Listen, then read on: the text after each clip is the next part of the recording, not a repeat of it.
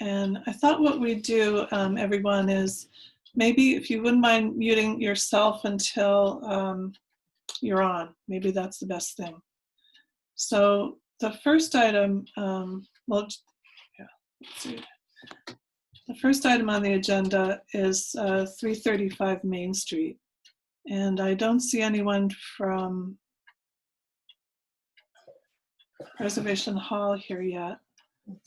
It could be that there's no update. We did, at our last meeting, we talked about having town council look at the preservation restriction. So Justin Post, the building inspector, helped us with that, and he's in touch with town council, and he's also in touch with Janet Lesniak. So since there's no update there, we can go on to number 2. And number 2 is 70 Hamlin Farm Road. So again, we have Paul. Do you say Chiara, Paul? It's La Chiara. La Chiara, I see. Yep. Thank you. And yep. Jeff Smith. And so good. We just Hi. So roof replacement, asphalt to aluminum shingles. We typically ask for a review if the roofing or siding material doesn't match, isn't like the existing material. So this would be going from asphalt shingles to aluminum, which is it's an unusual material, which we haven't seen so much in Wellfleet, but you'll tell us about it. Yeah, so just briefly, I've personally done 3 projects in Old Kings Highway, which obviously has really strict historic guidelines. All metal shingles. I've had the commissions drive to the homes, see them, and they've all been open arms to doing it. Advantages of an aluminum shingle in Wellfleet are going to be you've got wind. Our wind rating is good for up to 165 miles an hour. An asphalt shingle, today's asphalt has less oil in it. It does break down a lot sooner because of the salt environment and the wind. So it causes these shingles to snap and fly off, and you're doing roof replacements more often down the Cape with an asphalt roof. What people have started to learn is that metal, number one, it's been around for way longer than an asphalt roof. So the advantage of metal, if you go to Europe, all they have is metal or stone, or tile, one of those options, because they're doing stuff that's going to last 100+ years. The other advantage, obviously, the salt. We use aluminum. So with the aluminum, under warranty, it will not corrode. It's covered under warranty with the salt spray.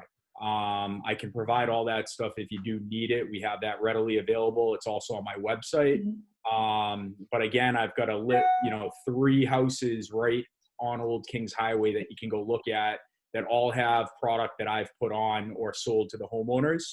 I've done other projects in Newton, Mass, which again, historic area over in Newton, and as well as down in West Hartford, Connecticut, another area that's really strict.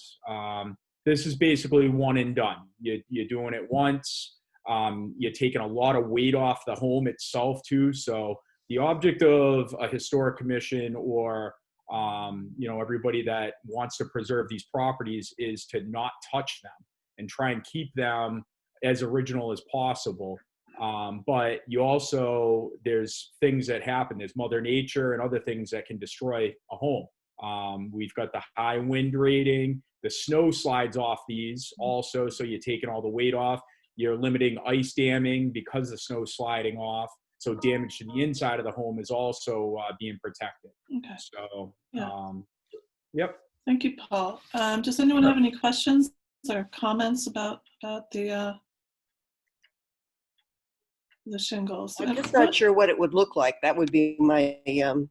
That building behind you, is that an aluminum roof? That's actually copper. That's copper. Okay. Yeah, so that's actually so that's brand new. It hasn't patinaed yet. You know, so that obviously over time we'll start getting that green. That house is over 200 years old. That's in Cheshire, Connecticut on Main Street. That's a historic home. You know, so I figured that would be a good shot to show you of a historic home with our metal product on there. That is copper though. They're doing black and they're doing a slate profile. So it's going to look like slate, but they're aluminum shingles and they're a matte finish. So they're not going to be shiny like what you're seeing in the image here. Okay. Yeah. And if you go to my website, it's eastcoastmetalroofing.com. So you could look at some samples there. Yep, I have a gallery and I've got drone videos as well as just still imaging, and you can see the slate profile. You can click on black and actually look at a few different projects. So these actually look like shingles. They're Yes. not. It's not a flat roof. It's just Correct. It's okay. not going to be that traditional standing seam. These are going to look like, this is going to look like slate when it's installed. That's very interesting, isn't it? I know. Yeah, we have a slate on the agenda. Well, Yeah. Yeah. And these have been around since 1948 also. They're 4 times lighter than an asphalt roof, so it's a lot less stress on the building too. Well, I just want to say that I imagine that, you know, asphalt roof wasn't the original kind of roof anyway. Right. Right. I think So Probably had wood shake, would be my guess. yeah. Yep. so it's already a material that's right. Replace. It's up for grabs, kind of. right. So I feel, That's my personal opinion too. yeah, I feel the same way. Anyone else from the commission want to weigh in on that? Sounds like Luke? it's right. I would like to. I'd like to see it on Old Kings Highway. Are those in Wellfleet? Those houses? No, I've got one in Yarmouthport, number 97 White Rock Road. Okay. I've got one in Barnstable on 90 Indian Hill Road. And I've got one over in East Sandwich on 177B North Shore Boulevard. Okay. Those are all Old Kings Highway that I've had to do this. I went through the commission and all that for all those projects. And it was acceptable to them. Yep, they all have the roofs on and everybody's happy. Hey, Well, I Paul, feel- it's Tom. Can you give me the website again? Yeah, it's East Coast Metal Roofing with an ing.com. Great, thank you. Yep. I don't know if there's a way for me to get on that website live from Zoom. I haven't done that yet. You could just, if you minimize your Zoom Okay. and then hit the plus sign. All right, I'll give that a try. Minimize it. Yep. And I don't know if you're using an Apple device or I what. am. All right, Yep. so you got your plus sign on the right To the hand right. side.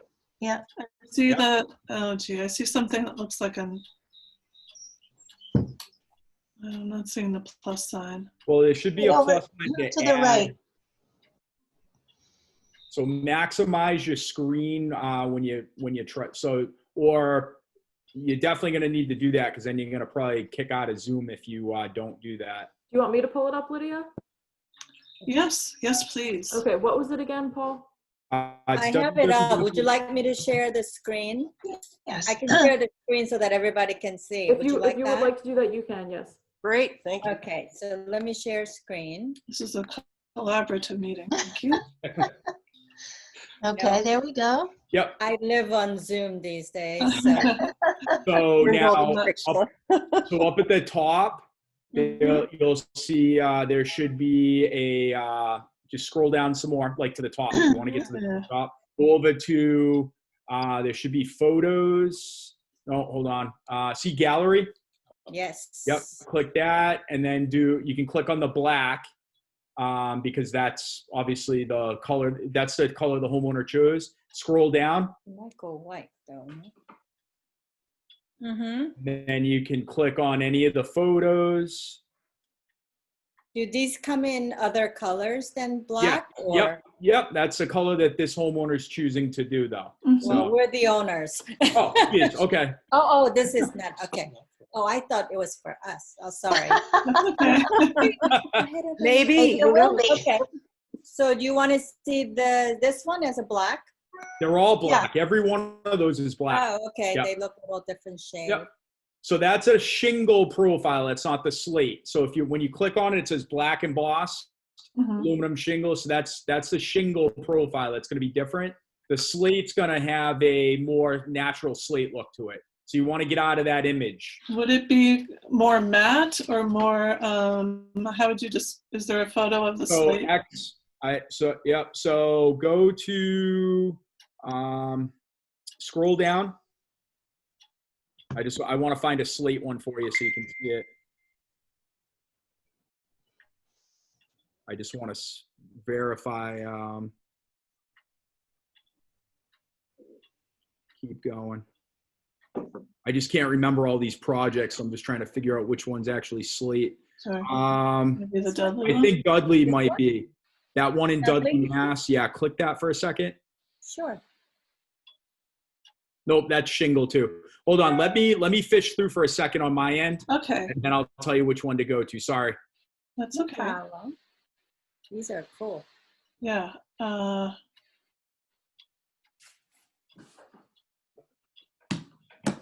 Just bear with me.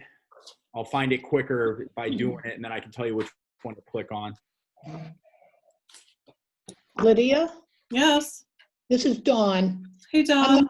Here. There you are. Hi. I just wanted to do a little background. This home is our family homestead that has been in the family since 1859.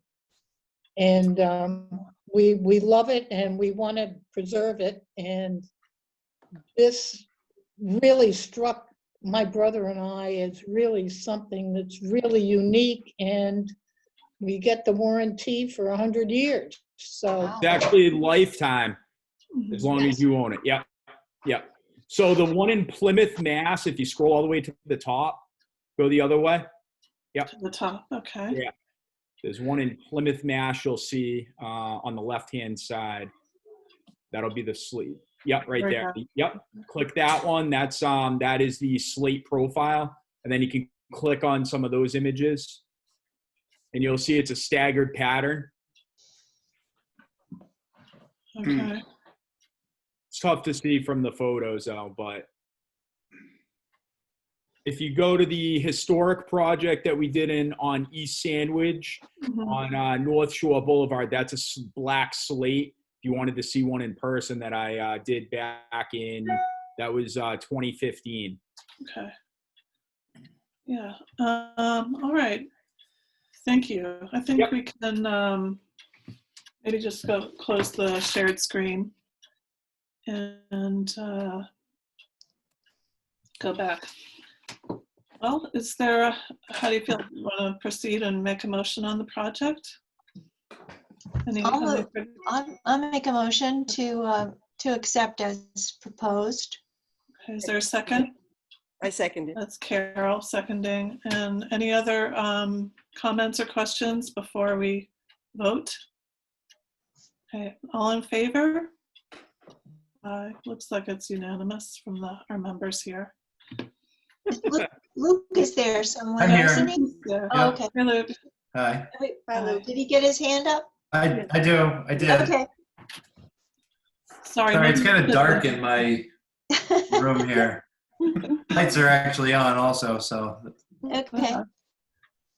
All right, so that's approved, Paul and Jeff. And what we do is we send a memo to the building inspector tomorrow to let him know that that it's fine, that the project can proceed.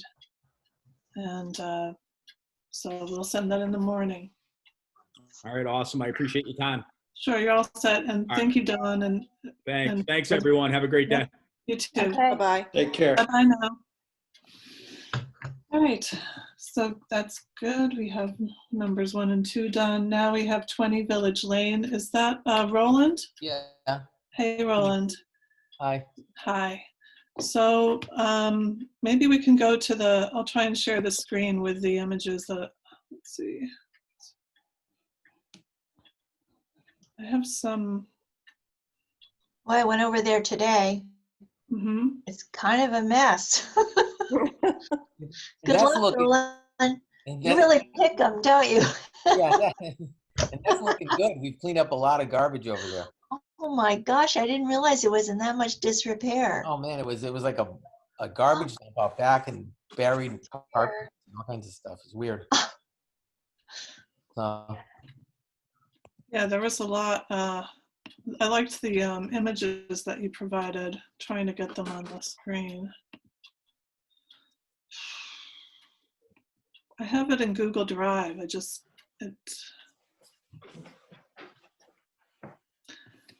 Courtney, sorry to bother you. Are you still available?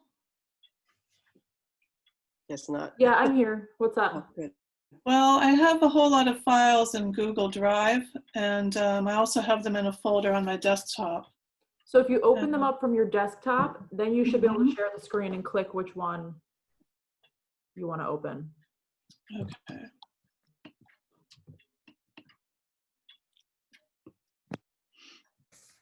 All right, so I think we want 20 Village Lane and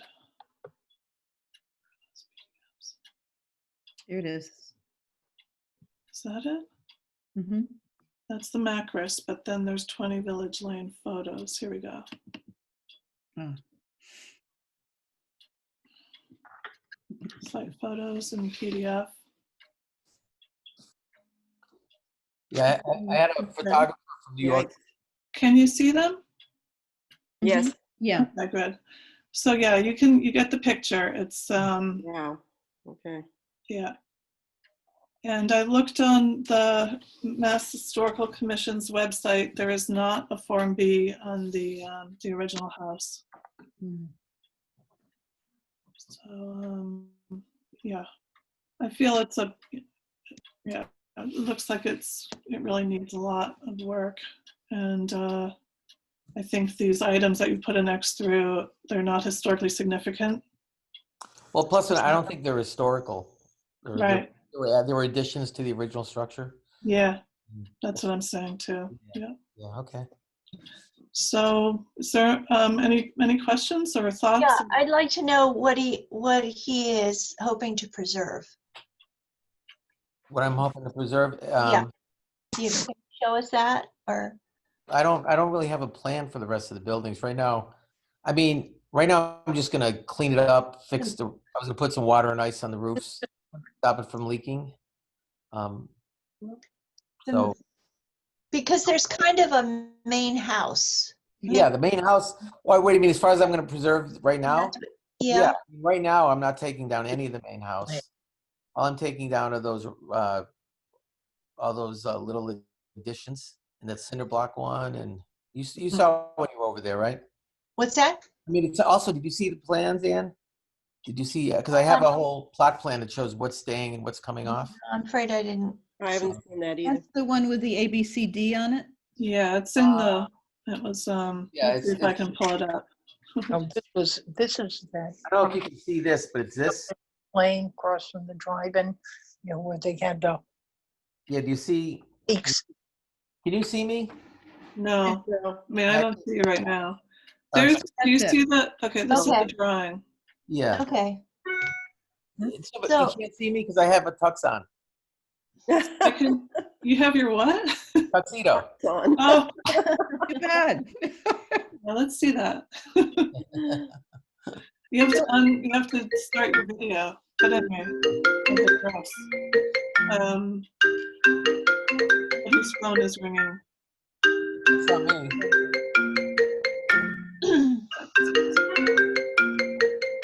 Who's that?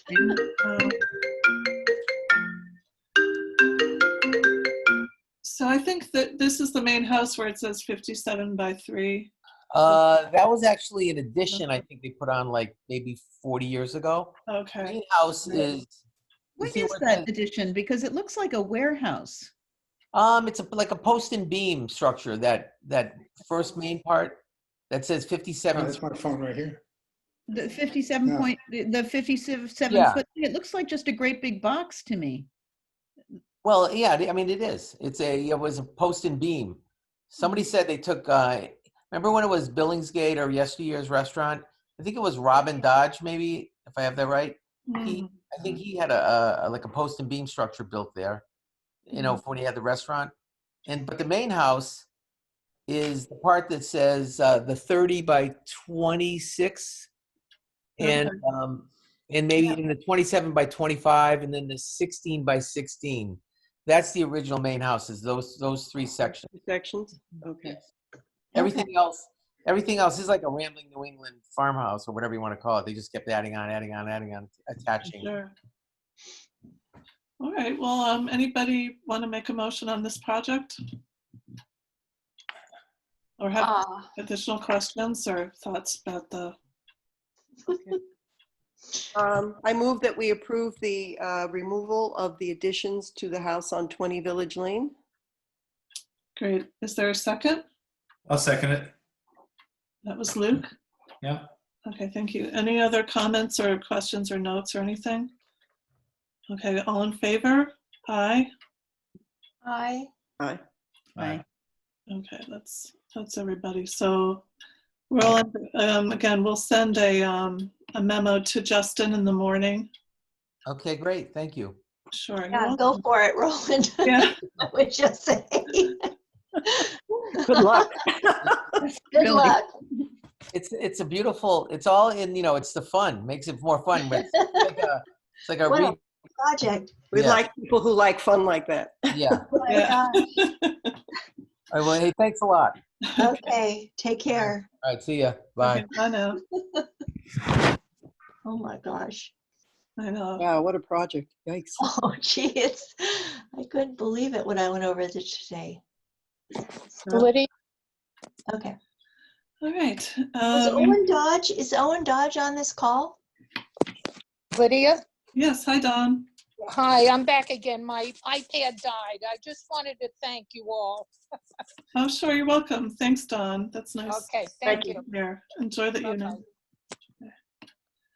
Bye-bye. Yeah, I'm really glad to know about that metal roofing. I think that's very interesting. I think it is too. I've never heard of it, honestly. No. Mhm. I'm going to try to track one of these down. Okay. Well, come by the house and check it out when it's done. We'll do that. Thank you. It's nice to have things that we can recommend to other people. when it Yes, comes up. thank you. Mhm. All right, so now we have 640 Chequesset Neck Road. This is the Colony, very special property. And we have Jeffrey Stephanie and Mihei Kim and Sibel Astromgirl. And I believe we also have Peter McMahon was on earlier and Sarah Korjeff. Yes, they're all here, so that's great. Can you see me? Yes, we can see you. Hey, Okay. Peter. Good. So would you like to start just by talking a bit about the project? Would you like me to put the drawings up, or how would you like to? Why don't I just start it, if you don't mind, please? Sure, that sounds good. And everybody has the drawings already, I believe, correct? Yes, it was we have a shared Gmail account. Okay, great. Well, thank you, everyone. And as you said, Lydia, this is quite a special project. And for me, for several reasons, it's special because, first of all, as an architect and someone who lived in Wellfleet for over 30 years until just recently, I've always loved the Bauhaus architecture in our area. And then I also have been privileged to know the family, going back to Eleanor and Robert Hankey and Jeffrey as well for many years. And I know how much this property meant to all of them. So I feel very honored to be part of this. And I was also the chair of this board for a while, and going back to about 2000, I voted against the demolition of one of the cottages. So this is quite an important project. What we wanted to do, and so I won't get into the details as it is in the narrative, but as you are aware, this property is not on the National Register. And it's more than 60, it's less than 75 years old, so it's 65 years old. But this board had gone through the process with the Cape Cod Commission to try to get it to pass as the DCPC, but it didn't go through. And I was in touch with Sarah in the beginning, so everybody knows exactly the history of it, so I don't need to get there. But what Jeffrey and Mihai wanted to do as the current owners, since Eleanor passed away, unfortunately, not too long ago, is that they want to renovate the existing structure, the gallery building. Right now is what this project is about. And so we're not going to change the building's appearance from Chequesset Neck at all, but there will be upgrade to the materials, to the windows, to the doors. And so what they also would like to do is they would like to do an addition towards the back, towards the garden side. And in speaking with Peter earlier on, he had requested about seeing the floor plan. So I just submitted that a little while ago. And that shows that the main part of the addition is set back, as I said, from the existing structure. And it only touches the existing structure about 7 feet in the rear corner, which is a solid wall right now. And there's existing sliders. So perhaps we should go to the drawings, and then that might be easier to follow, please. Yes, so I'm opening the drawings now. This is the side-by-side drawing. Right, that's the back side of it. If you could go to the EX 1.3, that shows the Chequesset Neck side. Is that this? That one is good. Okay. Yeah. Yeah. I don't know if I can make it any bigger, but perhaps you can all see it easily enough. If you press the plus, it will fill up the screen a little more. Thank you, Miha. So on the right side is the existing as it is, and on the left side is the proposed view. So the top right, as you can see, and as you probably are quite aware, there's a beautiful sculpture wall which is going to remain. And that sculpture wall has actually artwork on both sides, on the courtyard side as well as the street side. So that will all stay. And then, so as you can see on the left side, on the top of the drawing, that's the addition in the back that's set back away from Chequesset Neck. And that's a 2-story addition. So the ground floor is going to have a family room, and the second floor has a bedroom. And we also would like to possibly retain what I called on my narrative as an element that, in reading up on the history, it appeared that it was added on later, which are the vertical slats that creates like a fence between the outdoor patio, which is behind that sculpture wall. So if possible, we also would like to renovate that as well. So what you will see from the street side is going to all remain as it is. And only when you get to the garden side and to the east and the west side elevations will you see what is added on. So the courtyard stays in front of this building? The courtyard stays. The courtyard is behind that sculpture wall. Right, yeah. I went over there today to look. It's going to be renovated because it does need new stone patio, and then there are some utilities there that comes out of the ground, water, etc. So some of that needs to be cleaned up. But we also want to see if we could keep the trellis work and the structure that supports it. They all need upgrading, but the idea is to retain as much of what's there as possible. So the parts that are being demolished, as we wrote on the agenda, are those actually just going to be rehabbed or just made over the privacy screen in the pergola? So there's there's really it's the addition that's the major change here.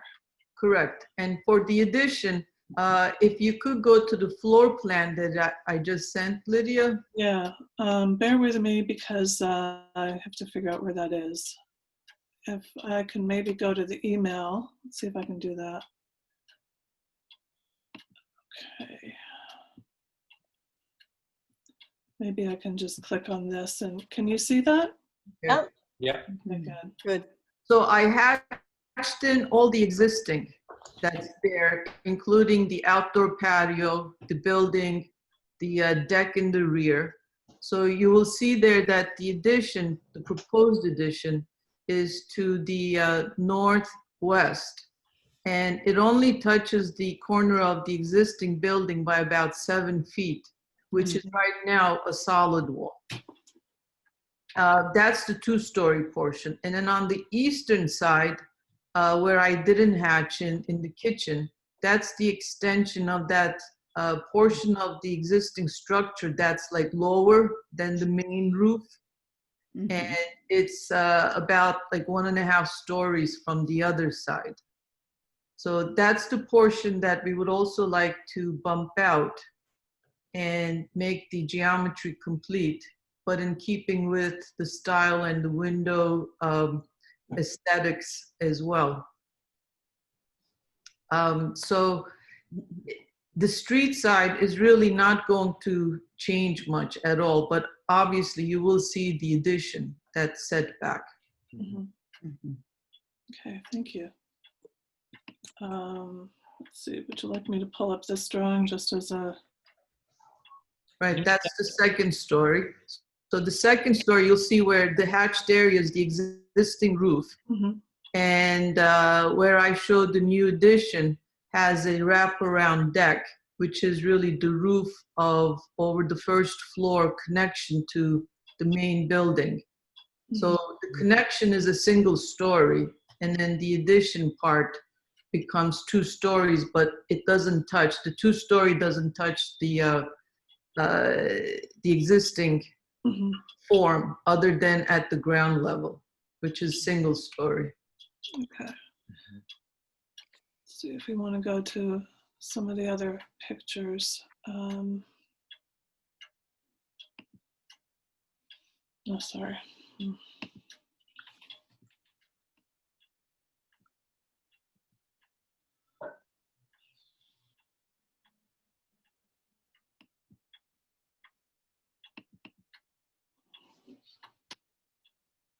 Here's some photos of the existing building. I know that Peter McMahon of the Cape Cod Modern House Trust, who was kind enough to join us tonight, had some concerns about the materials, just being sure that they're in keeping with what's there. Correct. So what we want to do is, obviously we have different, we don't have the same exact materials as what they used initially, but we want to make it look aesthetically the same. So whether it's plywood or, as Peter and I, we were discussing it earlier, I need to look at more of what exactly those materials are, but in looking at it and also reading up on it, it said that it's plywood. So on the exterior. So whatever it is, we want to make it look exactly the same. Do you have the original drawings, or? I have, yes, actually. So Jeffrey and I, we found it in the basement, the original drawings. Oh, that's great. Can you click on picture number 2? Sure. So that's where the connection occurs, right there. Can you blow that up anymore? I think I can. Oh yeah, this is always, there's a couple of other houses, even older houses, where it sort of looks like it's siding that's been puttied and painted many times because there's these cracks. Yeah. Maybe that's plywood, but I always thought maybe this was tongue and groove siding that had just been puttied and painted to look flat and like almost to look like stucco, but maybe it is plywood and it's just the veneers cracked or something. But be interesting to see on the original drawings. It says it's plywood. It says it's plywood. It could have been covered with siding later on too. Correct. Yeah, it's got that nice big copper flashing, which is a nice feature, that fascia flashing. Yeah, that's a beautiful kind of, I guess what we often talk about as a character defining feature of this building in particular. Does that stay there? Yeah. So the roof is going to be replaced because we have a leaking problem in the building. But, and Jeffrey perhaps could speak to that more, but we're not going to change the aesthetics of what you see there. Is it the Correct, copper original would stay. tar and gravel? Is it original tar and gravel, or is it rubber? No, the original was tar and gravel, but it was since replaced with a rubber membrane some years ago, and it needs replacing again. Mm-hmm. And the contract I have to replace it includes a replacement of copper flashing with copper flashing. Mm-hmm. Keep it. My driving principle on all of these projects is to keep things as much as possible the way they are. Yeah, the cottages are still plywood. Because when I noticed when we were photographing it for the book, that's been obviously maintained because otherwise I've dealt with a lot of buildings that are made of plywood or even humus-out, and you got to paint them all the time. Yeah, they're both difficult materials, and we have a lot of issues. Yeah. There's something about the quality of the copper trim there that I hope either retaining that same material, that same object, or trying to get something that looks just like it. It looks like it's, a nice sturdy piece of it. Also. Yeah, I think you might be able to adhere a new rubber membrane to that flashing. You know what I mean? It might still be serviceable. I don't know. I just think that maybe if you can mimic it perfectly, it would be great. But retaining it would be even better. I just worry that you'd have something like a little skimpier maybe if it was done nowadays. It'd have to be a custom item. There's nothing worse than the little cheap flashing that comes, white aluminum it's always very glaring. Yeah, I mean, it's a totally separate project, but yes, I pay several $1,000s extra to replace copper with copper. Mm-hmm. What about Jeffrey just retaining what's there now? That copper. You mean in terms of the main structure? Yeah. Yeah, some of the roof is leaking over the living room and over the kitchen, so we have to do something right away. Sure. And so my intention is to replace the rubber membrane with a similar rubber membrane that has a slight amount of pitch, not visible from anywhere, but they have that very slightly pitched insulation that goes under the membrane now, so that the water will run off rather than pool on top of the roof. Yeah. But everything else is going to be replaced to look as is. Did that building have internal drains? Roof drains that go down through the house? No. Okay. There's one picture, I think it's not this one, it's the one with a staircase that shows the drain pipe. Just here on the right-hand side of the picture, you see it. Right. On the corner. From the gutter over the kitchen, yeah. Yeah. Yeah. And, I wanted to see if Sarah Korja from the Cape Cod Commission would like to speak a little bit about I think it is on the National Register. There is a National Register form that was done by the National Park Service and the Cape Cod Modern House Trust. That's for mid-20th century modern buildings. Yeah, it's a little unclear to me, I'm sorry to say, that there was a National Register nomination prepared, and I forwarded it to Lydia a few days ago. But unlike most National Register nominations, it doesn't have an enumerated list of all the buildings that were evaluated to sort of clarify exactly what buildings are listed or not. Clearly, the colony is mentioned, including this structure. But it's just, I guess I didn't have time to review it closely enough to know. I don't know if you have the answer to that, Peter.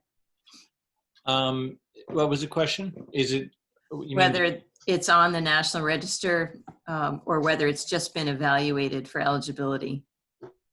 I know that the paperwork was done to propose that it be on, but I didn't know if it ever was accepted or, yeah. Yeah, that was my understanding too, that it wasn't accepted as far as I could see. Okay. But it was included in the, so we did with the park, the National Registry nomination for all of Wellfleet's Cape, mid-century modern, and it was included in that context nomination. Right. Let's see. Yeah, this document that I have on the screen right now is 85 pages long, so it's extensive, and it does include, as it's been mentioned, the colony is in there. There's, yeah. All right, I'll go back to, I think, there's another drawing I'd like to show everyone, which is the side-by-side. So this gives you a sense of the scale of the addition, the height. And then there's another one, let's see. Yeah, this is what you see from the street side, yeah, with the, on the long, that long building, that's the bas-relief, the sculptural relief that's there is by Javier Gonzalez. And that's staying, we know that. Okay, Yeah, that's staying. And then the frescoes are by Henry Varnum Poor, I think. What was that, Peter? I believe the frescoes are by Henry Varnum Poor. Oh. All the frescoes on the property. And I think on the back wall, I'm pretty sure those are Henry Varnum Poor. And his granddaughter is still an artist in Provincetown, Anna Poor. Right. Good. Do any of the other buildings on this property have a second floor addition or a second floor? Two-story. I didn't see any, but I don't know if that. No. This property, just to clarify, this property only has this building. But then the adjoining property that has the multiple cottages, those are single story. Yes, they are. Correct, yeah, they're all single story, but some of them have a little bit more height than a single story structure, but they're considered single story, correct. So this is considered a separate property from the other cottages? Yes, it sits on its own lot, correct. Okay. May I ask a question, Lydia? Sure, of course. So I'm curious about how you think the two-story addition will be visible or will read sort of from Chequesset Neck Road. It's clear that it's set back, and I think I just want to mention that the fact that it has such a small area of interaction with the historic building is something that is really desirable. We always encourage that, so that if at some point, or first of all, to make it really clear the differentiation between the original building and the addition, and also to make it possible if at some point in the future someone wanted to remove the later change, you would not have a substantial impact on the original building in doing that. So that design concept is very much what we would encourage people to do anytime they're adding on to a significant structure. But what's not completely clear to me is how visible this two-story addition you think will be from Chequesset Neck Road, given the topography on the site. You will definitely see it. Mhm. It's not, such a huge property that it's so set back and hidden behind trees. But there are plenty of trees on the street side, which will buffer it some.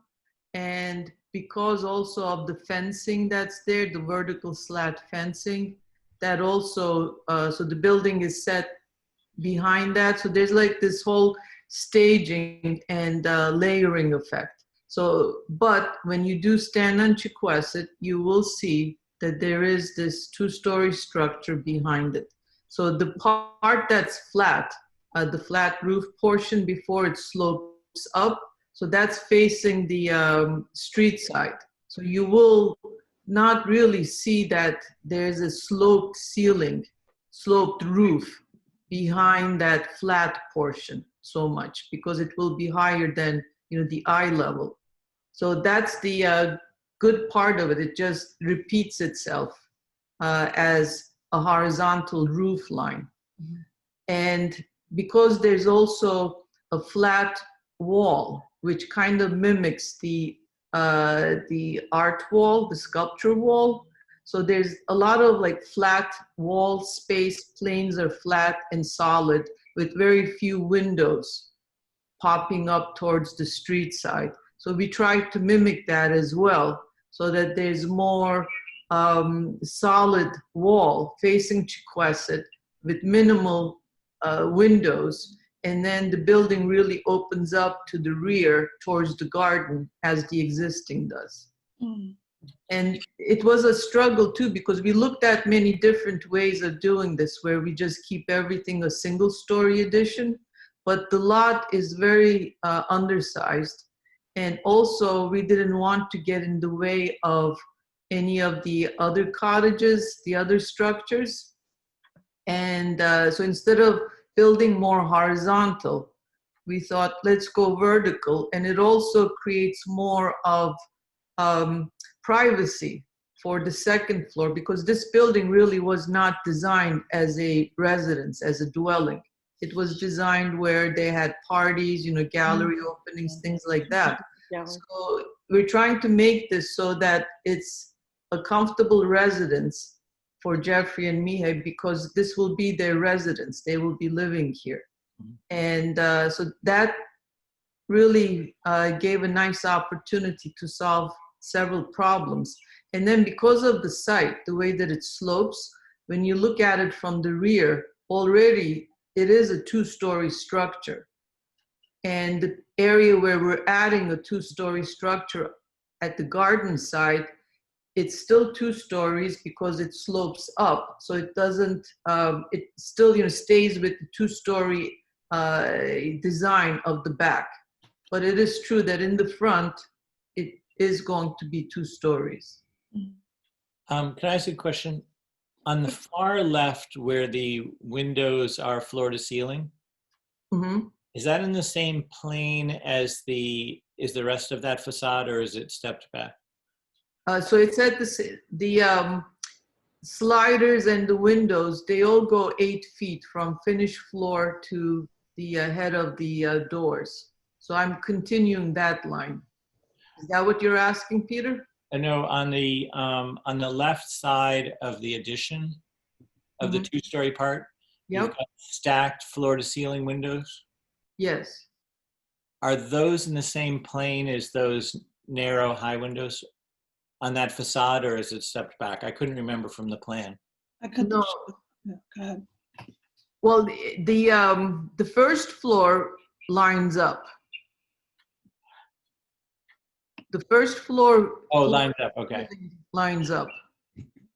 Okay, so that's, and then the second floor steps back? No, the second floor then steps back. Yes, right. The second floor steps back. That's what you're looking at, correct. But those are, yeah, there's no steps back where though? It looks like that's all in the same plane. The wall alongside the stairway. So when you look at that wall where there's the vertical, the 2 windows, and it becomes horizontal windows, that's one plane. That's one plane. Yeah. Okay. Yeah. That's what I was wondering. Yeah, that's one plane. And then the part that pops out closer towards Chiquesed Yeah, is yeah. actually underneath the railings, the deck railings. Yep, yep. Right. Okay. Could I just ask Peter a question? Peter, I'm certainly no expert on the modern house aesthetic. Is the second story okay in your mind? Yeah, I think it's, I mean, I think in this situation it makes sense. And, you know, there's, you know, there are a lot of modern houses that are all one level and very horizontal, but, you know, they had all different kinds of massing approaches. But I think the horizontality of the front of the street side is going to be maintained. I think, you know, when I'm restoring these houses, as I told Sibel earlier, my main goal is to, if there are things added, is to make them kind of ambiguous as to what era they're from, so that looking at it, you really would have to think about it to see what's old and what's new. In other words, you don't want a jarring juxtaposition of the old and the new. And I think with the back, with the addition, there's like two possible strategies. One would be to try to really replicate the materials of the original, and the other one would be to kind of make it disappear a bit, you know, which you could do with the color of materials. I mean, it's already receded from the front facade, and so it is gonna, it's like a backdrop. And you could, by what the siding is and what color it is, I mean, if you made it there's some brown, there's some dark brown in this project, right? Some framing that's painted dark brown, but you know, if you made it the siding dark brown, it would tend to disappear. And you know, in other words, it's sort of, you know, the Guggenheim edition that they did. Mm-hmm. With that, you know, that very the flat background. Yeah. Which I guess like Frank Lloyd Wright originally intended, but it kind of it's sort of counterpoint to the original, and it's just sort of like a block, like a backdrop in a nice way. So I think this could work that way. Windows are real important, you know. Very important. Not having big clunky windows, you know, to have windows be kind of elegant. It's hard to replicate the thin lines of windows from back then. I've been using low-in a lot, low-in awning windows, because they have a very thin sight line. Do you know Pinnacle, Peter? No. That's another one, which is, it replicates, it has very thin frames. Is it a wood window? It could be wood, or they do aluminum, so they make different materials, like the Shukos, you know, from Europe. Mm-hmm. Similar to that, but less expensive than Shukos. Yeah, there's just, and then the color of the window frame, you know, really important. You just avoid the big white clunky vinyl, you know. Yes. Yeah. Look. And then the other thing is that on these roofs, I'm sorry. nowadays with all of the insulation you need in roofs that you didn't need back then, roofs can get really clunky looking because they're so much thicker. You know, the old roofs are very, sometimes it can be tricky to not to make the roof look like a big ice cream sandwich, you know, where you're picturing the R48 or whatever you have to get in the, you know, the roof insulation. But there's ways to do that are visually, but we could talk about that, you know, a little bit. I mean, I've had a little bit of experience trying to hide that, you know, the massiveness. Mm-hmm. But yeah, it would be just nice to carry the fascia details across a similar proportion and everything, you know. Yeah, I definitely welcome your input on this because obviously you've done a lot of renovations in town. So it would be nice to be able to discuss some of these further as we go along in the project. Sure, yeah. Thank you, Peter. Good. Are there, oh, sorry, let me put that back up. All right, is there any other drawing or plan or photograph you'd like to look at, or? At this point, I sent you everything that we have because before we really went too far with the design, we wanted to bring it before you. Sure. And get your input. But as we go through the process, we will have details, construction documents, 3D drawings, all of that, which we'd be happy to share with you, at a later date. Hopefully, once we get through this approval process. Mm-hmm. Be nice to see a rendering, a photoshopped rendering with a rendering of the addition in, photoshopped into the street facade, especially. I could do that. Yeah, I could definitely do that. That's not a difficult thing to do. It's just a matter of time and a little bit of expense, obviously. And one of the ideas that also we wanted to do is keep the addition as simple as possible, because one of the concepts of these, of the architecture of that time for these buildings was to, not make them extravagant in terms of construction price. So keep the geometry simple, keep the materials as simple as possible, and make it affordable as much as possible. Right. The scale is nice, modest scale. Yeah, looks good. All right.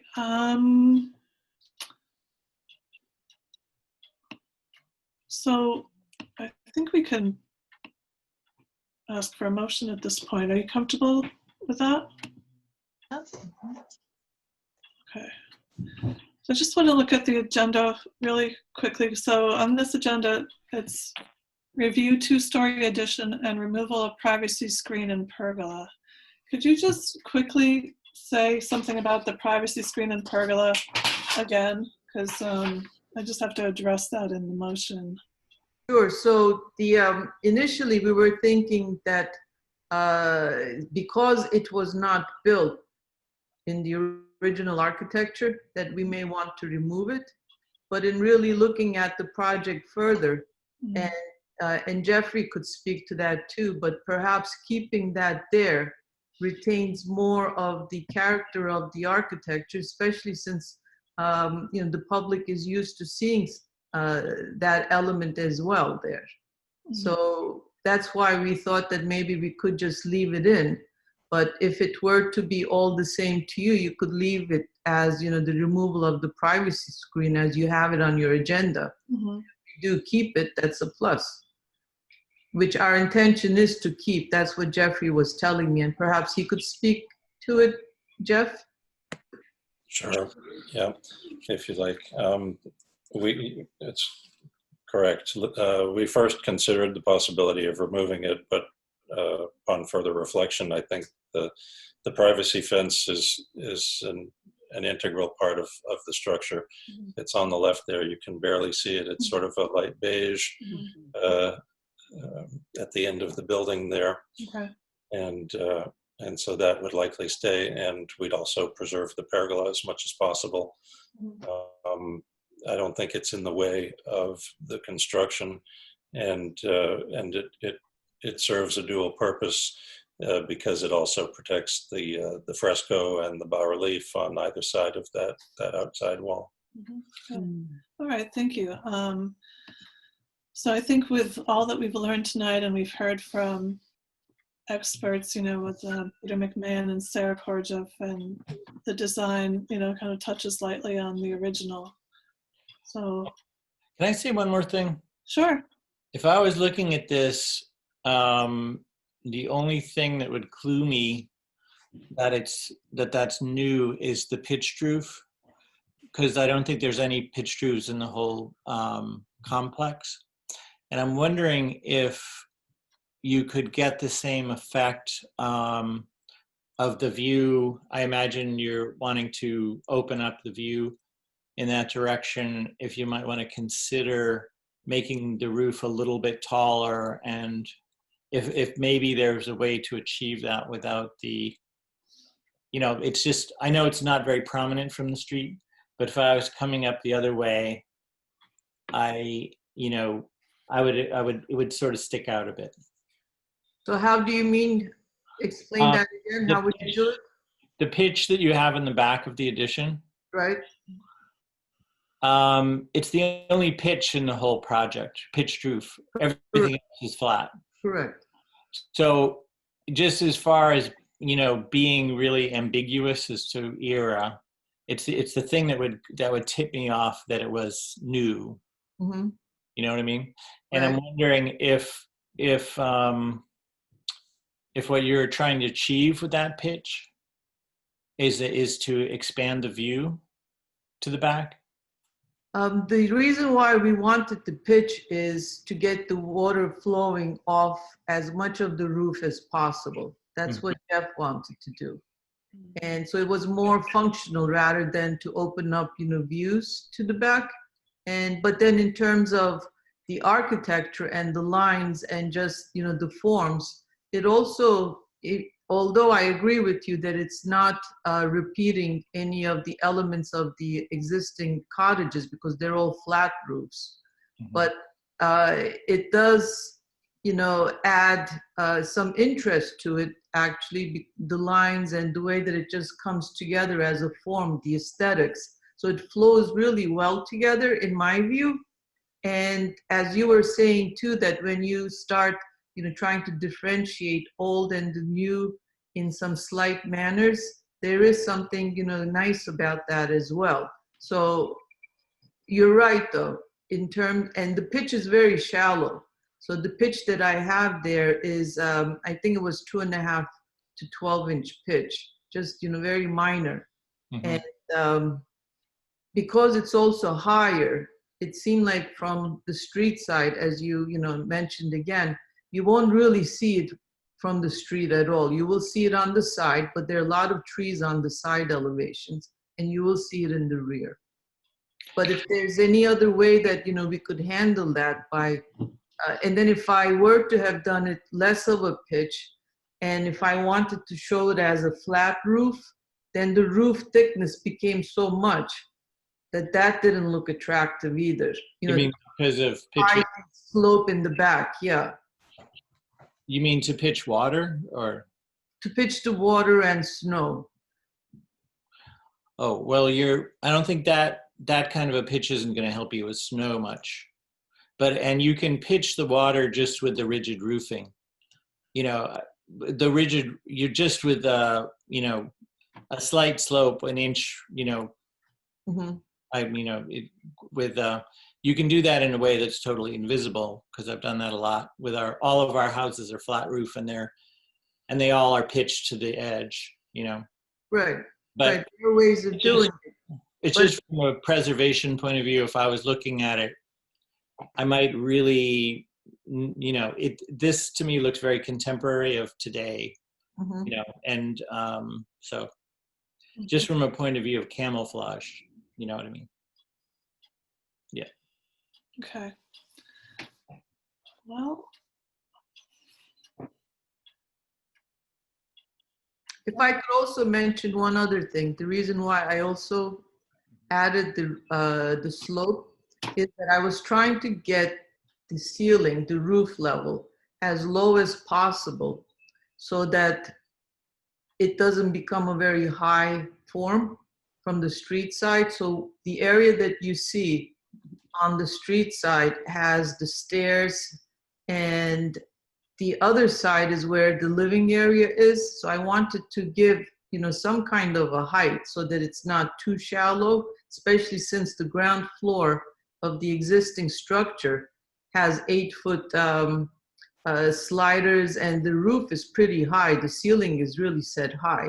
Mm-hmm. So the second floor, I thought that if I were to have a low roof as much as possible on the street side and then raise it up to the back, mm-hmm. that helped me achieve those two things. I wanted to keep the scale down, in other words. Mm-hmm. Yeah. Okay. All right. Well, do any of the Historical Commission members have a question or further comments? No, I'm fine with this, I think. Okay. Sarah, is there anything else you'd like to add? Not sure if she's there. No, I'm all set. Okay, thank you, Sarah. Well, I think that we could hear a motion. Would any of, let's see, let me go back to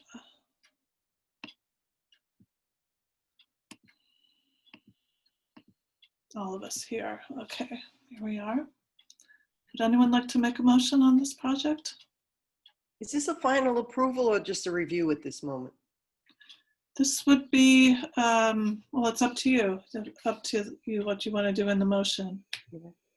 If you have a sense that maybe that Peter and Sibel might talk more about that sloped roof, or perhaps approve the project as presented and have them work together on, outside of that. I feel it's not as, I think it works all right. And I mean, I value Peter's opinion. I think that's Very important. important. I can, yeah, I'm okay. I think it could be done, yeah, well, with the right details and stuff, yeah. Mm-hmm. One other thing, when you look at the drawing, this drawing here, these windows will appear, the glass, because of the glass, they'll basically appear black from a distance. They're not going to appear white.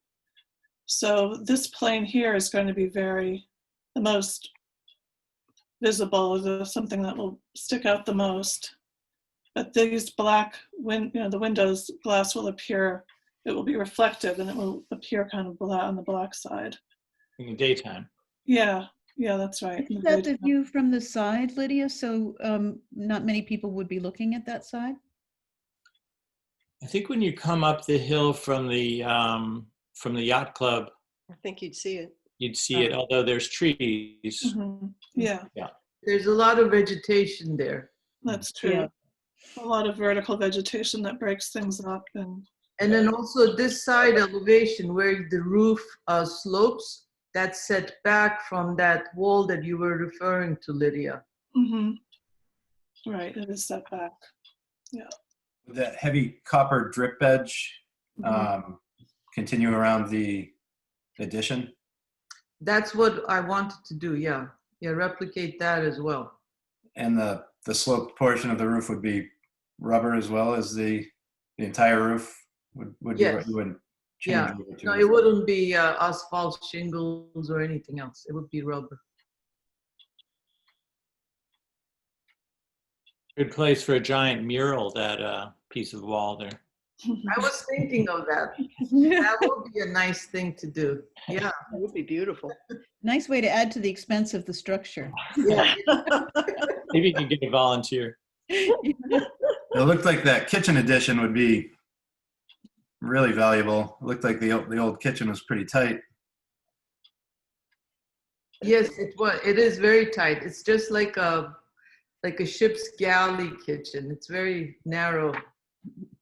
It's kind of typical, I think, isn't it? Yeah. Oh. It's the maid's problem. It's not the. It's a wonderful cook. I know that. Oops. Wasn't there a casserole kitchen in the back where the guests could bring their casseroles and heat them up?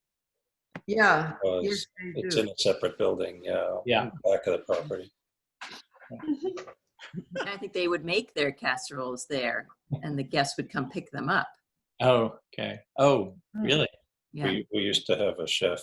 My father would hire a chef to come to the colony and spend the summer, and the guests could order food. Yeah, long time ago. Sounds pretty dreamy. Wow. That's my kind of place. What a nice concept. Yeah. All right. A motion? Okay. I'll make a motion. Go ahead.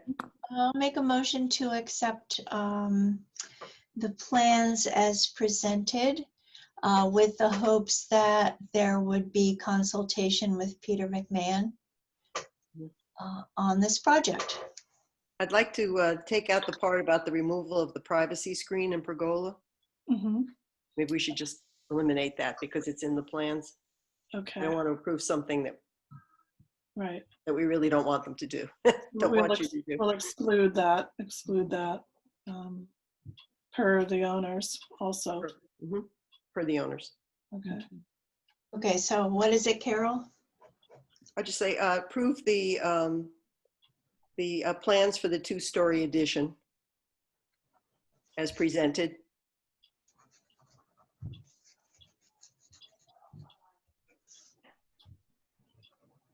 I'll second it then. Okay. Okay, that's Merrill. Need Fox. Oh, And, no, that was me, actually. Oh, That was no, it Ann. was I'm me. sorry. And That was what? Ann. Oh, I'd be happy Carol? to second, but Ann seconded. I'm sorry. It's okay. Ann Did made them. Ann made them. Carol make the motion? Carol, oh, whatever you want. And Carol, you want to read it back? Or Maybe Merrill? that's better. I Sorry. don't want to confuse it. I can't see everybody, so I don't know who made I the know, motion. I'm not sure who's doing what here. Okay, I thought Ann made the motion and that and Carol kind of collaborated on the language. that's fine. And Yeah. if you could read it, since you were writing it down, maybe that would be the best thing. No, well, Carol made the motion then to approve the plans for this two-story addition as presented, Mhm. Excluding excluding, the removal of the pergola and Privacy screen. screening per the owners. okay. That and good? did you want Oh, to yeah. include the part about consultation with Peter? Yes, with hopes that Peter McMahon will be kept up to date on the project. Okay. Is that okay? Absolutely. Sounds great. All right. So that's we have who's the second on that? I'll second Merrill, it. why don't you second it? Sure. I second the motion. Merrill, okay. All right. Any further comments or questions? All in favor? Aye. Aye. Hi. Looks good. We've got it, buddy. Thank you for all the care that went into this design. Wonderful. Thank you for your time. This was wonderful to discuss the project with all of you. I agree. Yeah, It was it's exciting to review it. Can I add one thing? Mhm. We're keeping an archive of all the drawings and photographs and of modern architecture in Wellfleet. So it would be great at some point if the blueprints are scanned, or if we could get a copy for the archive. And then also, just want to say that the colony is a real gem, and it's great to see, another generation taking care, and that, the colony and Hidden Village in Eastham are both like modern cottage colonies that I know are under very intense pressure of all, kinds, expensive and to keep up. But it would be great if, the future of the colony was to, if it's in danger, that that somehow that could be publicly discussed, and maybe options could be looked at, or it would be sad to lose it.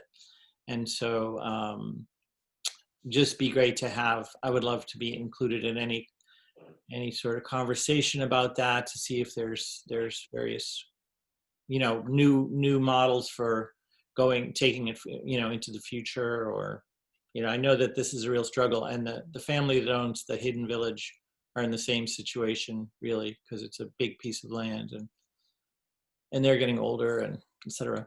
So Thanks, Peter. Appreciate it. Sure. Peter, where is that located? Hidden Village is on Bridge Street in Eastham, and you would never know it's there. And I'm forgetting the name of the family, but the son is Prairies. Yeah, right. Who works for the park, right? Prairie? Oh, Crary, right, yes. And are they still with us, the parents, do you know, Sarah? Used to work for the town of Wellfleet, yes? Madeline? I believe the father has passed away. Hmm. Okay. Good. Well, wonderful. Thank you, Jeffrey. I'm glad to know that you are going to be living there. Yeah, Jeffrey Mihai, thank you so much. Thank you. It's in good hands. Yeah. Yeah, and Peter and Sarah, everyone. And Sibel. Isabel, your design, yeah. Congratulations. Thank you. Thank Thank you. you. That's exciting. Thank you, everybody. Thank you. Thank you. Yeah. Have a good Good night. weekend. Yeah. Okay. So now we'll go on to the other part of the agenda, and let's see here. We will 20 Briar Lane demolition delay of up to 18 months. So that was as of our April 8th hearing. And I did write to Maya and Thor. They had said that they would participate tonight, but maybe something came up. And we thought we would. I heard from Mayor Mead Fox that we'd like to just kind of talk about how the hearing went, the technical problems, the other problems. So just to kind of learn from what we did and what we might do differently at a future one. There was one thing in particular that we could have done, which is mute everybody. And then when they wanted to speak, they could be asked to unmute themselves, or the moderator could unmute them. That's something we can, figure out how to do in the next time. Having a moderator is a great idea, and because it was very hard for me to do the agenda, answer questions, and then see, to kind of get things moving. Or so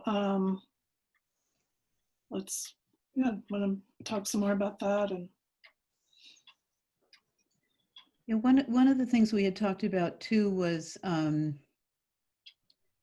we were talking about how this Zoom format democratizes the meeting, so that it seems like it's not really clear who the historical commission members are necessarily for the people who are at the meeting. And it seemed like there was a lot of interruption that was going on. So part of, it was not clear how much of what happened had to do with this particular format, I guess. But I was thinking afterwards about your idea of having a moderator, Lydia, and thinking that I think that makes a lot of sense, because you have a lot on your hands, and I felt like you also got the brunt of a lot of the anger in the room because you were handling everything. And so it's hard to formulate answers to questions when you're under fire like that and trying to deal with things coming at you on all sides. I don't think that was very fair at all to put you in that position. Right. Yeah. It's, it would have been very different if we had been in a room. But there are ways to get around this. And Sarah mentioned she's been watching some Zoom meetings and hearing from other historical commissions and district commissions about how they do it. And they definitely do have people on mute until it's their time to speak. Yeah. I really control the mute? Lydia, can you control the mute as the host? Yes. Yeah. There is an option at the bottom, and then people can mute and unmute themselves. But there's a little way to raise your hand as well, that the moderator can look at. I think when a person raises their hand, the photograph goes to the front page of the gallery view. I think we haven't really. No, I don't think so. It doesn't do that. It depends. I think what happens is a little hand symbol appears on their box, whatever, and so you can see it. Right. But if there's multiple screens, I have a small computer, a laptop, so I don't have a real big computer screen to see like 30 people at once. Well, if you have your participants list on the side, that's where the hand raising. Right. You can see it there. Okay. I don't have that right now. Is that? Well, if you click on participants, We might have to get out of the slideshow there. Yeah. Oh, yeah, there we go. So, you have them over on Yeah, the side. So yeah, if I want yeah. to talk, I raise my hand. mhm. See Yeah. it over there? Yeah. Yeah, there's the participants. Yeah. Now that the whole screen is there. Yeah. Yeah, and then there's a little button at the bottom that says raise hand, mute Lower me. hand, right. So you can see that I want to talk, Yeah, and then you can invite me in. all right. So Good. I was also confused about, I'm the newest member of the Historical Commission. I was confused about how the hearing is different from a regular commission meeting because it didn't feel very different. And I don't know, is there a particular format that's different, or is it a legal proceeding? And is there some way we should be explaining to the public how it's different? It is different. We notify the abutters. That's one major difference. And the idea is to have everybody that wants to speak can be heard. Now, there's probably limits, like there could have been a time limit on speakers. And at one point, I've noticed at select board hearings and meetings, they'll say if it's a new issue, and they do this at town meetings too, if this is if you have a new comment that hasn't been brought up before, please come to the microphone. But if not, we're going to, in the interest of time, we're going to proceed. In our, Lydia, in our Shellfish Advisory Board meetings, we limit the people to like 2 minutes in speaking. Right. And we have a lot of select board members that join us, so keeping them to 2 minutes has been difficult, but they understand that it's 2 minutes because everybody's got their 2 cents.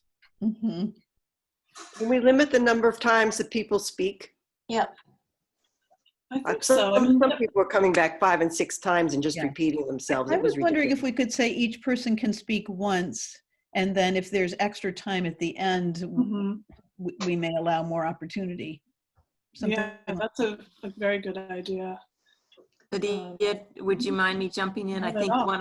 one other thing you could do to differentiate the hearing from just your normal conversations in a historical commission meeting is usually when you begin a hearing on a particular project, you have someone on the commission read the sort of the beginning parts of your public hearing notice. So you would say, and someone would make the announcement. So, and now we are beginning the hearing on such and such a property, and these are the owners. And I think Lydia did that, didn't she? I think I did. I read from the advertisement or the notification letter. But I think it's true too. That would have been nice. That's something that could easily be shared by another person on the commission. Could do that. Would the moderator be someone from the commission, or would you bring in, say, Dan Silverman or somebody like that? Well, I think it could be either. We did ask for a secretary, and just because we knew it was going to be a lot of people, but it wasn't approved. So we did try. It's an expense for the town, so that's why. But yeah, all right. I think, maybe we could write up some notes for best practices during, for a hearing and even another meeting, even if there could be a Hey, meeting Lydia? that comes up with a lot of people. Yeah. It's Courtney. I was just listening in for the last few minutes. So from the town perspective, we obviously don't know how long these meetings have to take place like this. And I'm getting the general feeling that even when buildings are reopened and we are allowed to start doing more back to our normal quote unquote things, that many commissions and committees and boards are not going to want to meet in those small confined spaces. So seeing that this is a platform that we're going to be using for the foreseeable future, I am working to, I think I told you, to get a business license, which allows for 10 sub licenses. And I'm hoping that since Mia, I don't want to speak for Mia or put her in any responsibility that we haven't discussed yet, but she would probably be the only other staff member who would be able to do sort of moderating of these meetings. Right. So I'm working on a plan to present to town administration in terms of purchasing that license, and as well as helping to develop some sort of work plan for the next few months for myself and Mia, and if there's other secretaries who are paid and are allowed to go over their current hours. We have a couple of part-time ones who are having trouble with Zoom as it is, and others who cannot go over their allotted hours per pay period for their unions or retirement benefits and things like that. So I'm going to develop some sort of work plan. And I'm also trying to work on a training of sorts for committee chairs who do host these virtual meetings to be able to better understand things we can and cannot do per open meeting law, which has been very helpful lately in telling us, we do have the power to remove people from meetings when they get testy and hijack the public chat, as some people have seen in the select board meetings happen. We do have the power to, disable chat and require questions be sent in ahead of time, things like that. So I'm working on a training to sort of help board and committee chairs understand Zoom, how it works, and how to host meetings effectively and efficiently. Because I know this has been a lot for everybody in town, and I commend all of you for taking this leap and working so hard to continue your great service to the town and the meetings that you do. So thank you for all of that. So I will definitely keep you aware of what I come up with in the next few weeks. I do hope to have some stuff available, before the summer really starts getting into full swing and we get a little busier. So just be on the lookout for that. Okay, that sounds great, so much, Courtney. Courtney. Thank Yeah. you. You're welcome. And thanks for all that you're doing. Yeah, thank you guys. Thank you very much. So in terms of notes, Lydia, I wrote down, oh, you're froze. Everybody froze. Could just be temporary. I wonder why. There was a lot of craziness going on this morning. I think it's the number of people that are on this nowadays. Okay. Meryl's Meryl still frozen? Yeah. Maybe her internet connection. Okay. Oh, yeah. Oh, It's- there you There she go. goes. We got Oh, good. Everybody's alive again. Welcome back. So I wrote up a bunch of notes. I actually Oh, we're frozen again. Hmm. Wonder what's I happening. felt like, We can't hear you, Meryl. and I wish that we could find a way to. Good. Oops, everyone's frozen again. It could be your internet. Huh. There she is. You did hear me? Well, we can hear you now. Speak. Couldn't before. Speak again. All right. Yeah, speak. Okay, I guess my internet connection is unstable because you keep freezing. Yeah. You were I saying thought that you maybe- made some notes. You have some notes that. Yeah. Lydia and I talked about the meeting afterwards because I had concerns, especially about how Sarah and Lydia were treated during the meeting, and felt like if we had, I was just wondering if there was a way to create a structure that would help prevent that from happening again. And so I wrote down 6 items. I don't know if you want me to. Sure. I guess I could put them on the email. Would that be good, or do you want me to read them? Or? I think now's probably a good time. Just you could list them and then we can consider that. And yeah. Okay, so this is just a rough draft and just a thought, and I'd be open to everybody's input. So the first was to maybe start by some explanations for the public, because it's so clear that they don't even know what the Historical Commission is when they come to speak at hearings. So I was thinking maybe start with what the format of the meeting will be and what's required by law, so that it's clear that it's a legal meeting. Second, to explain what the Historical Commission is, how we differ from the Historical Society, and what our mandate is. Third, state expectations for the meeting. For example, each person who wants to speak will have 1 opportunity to do so, no interrupting, importance of treating people with respect, and the Zoom protocol about raising your hand if you want to speak and writing a memo. If you because I guess you can write a memo as part of the Zoom format, and I don't know if we want to do that or not, but I noticed that people Chat. doing that, and I wasn't sure if we were supposed to respond to that or not. I've been to meetings where there's been someone who writes down the questions and then presents them afterwards, so that the person writing the question isn't necessarily the one reading it. Oh. It would be like a moderator function or a secretary function for the moderator.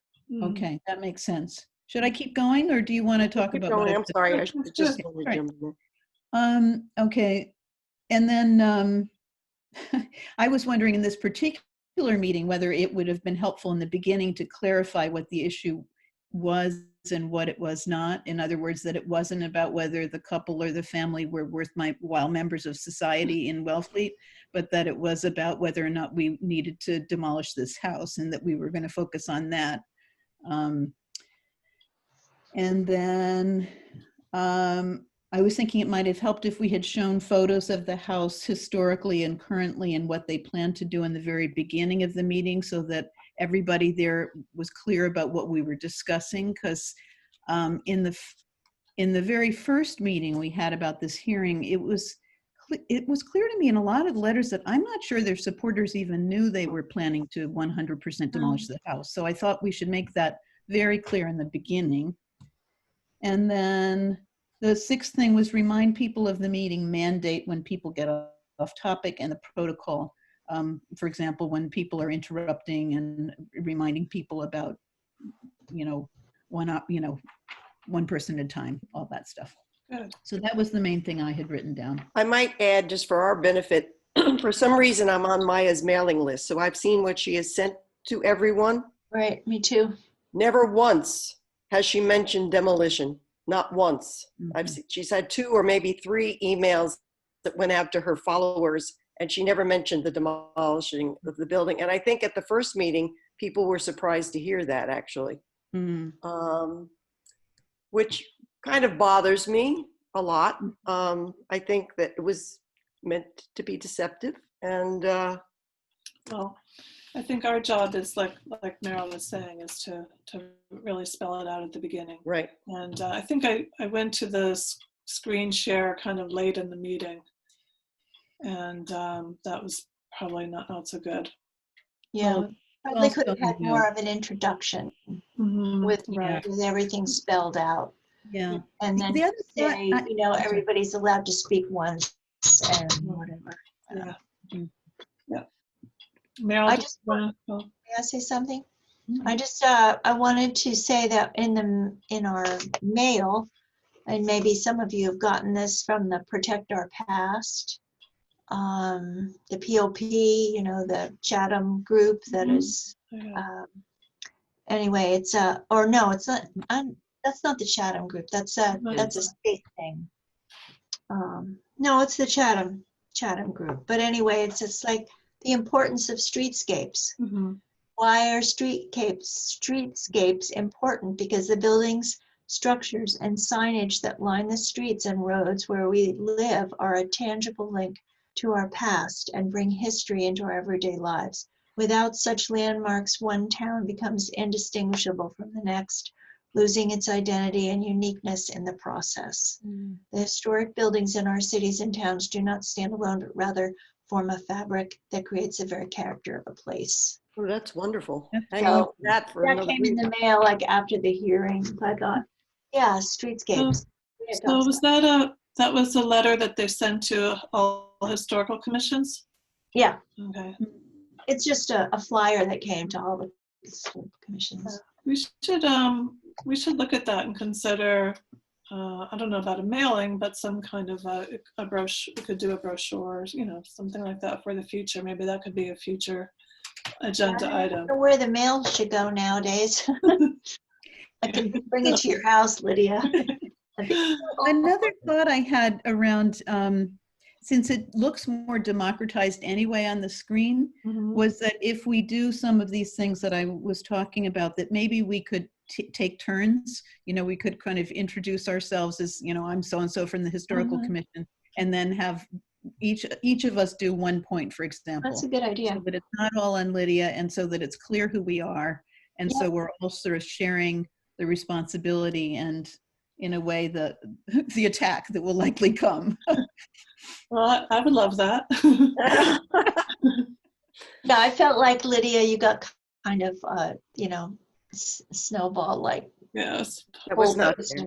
fair. I think a Intense. more impartial moderator would be very helpful in a situation like Yeah. very Well, much. let's definitely do that.